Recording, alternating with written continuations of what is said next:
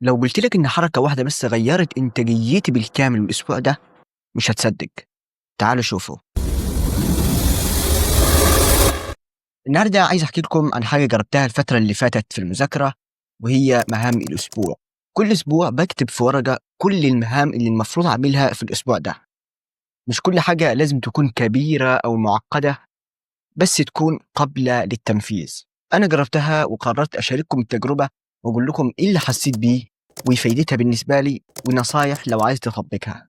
مهام الأسبوع عبارة عن ورقة بتكتب فيها اللي المفروض تخلصه في الأسبوع كله، وغالبا مش هتكملها زي ما أنا مكملتهاش، بس صدقني هتحس بإنجاز كبير.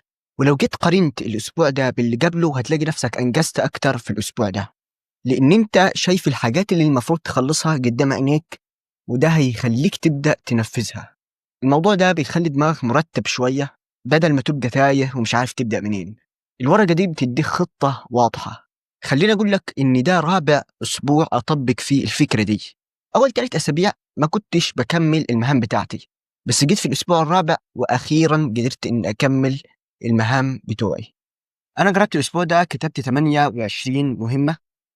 بدأت أول يوم خلصت 5 مهام، وتاني يوم خلصت 3 مهام، واليوم اللي بعده خلصت 5 مهام، واليوم الرابع خلصت 4 مهام، واليوم الخامس خلصت 5 مهام، واليوم السادس خلصت 6 مهام.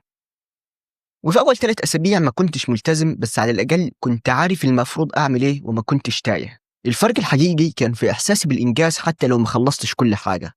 كنت شايف نفسي إني خلصت أكتر من الأسبوع اللي ما كتبتش فيه مهامي، فمقارنة بالأسبوع اللي ما بكتبش فيه مهامي فأنا أحسن دلوقتي بكتير.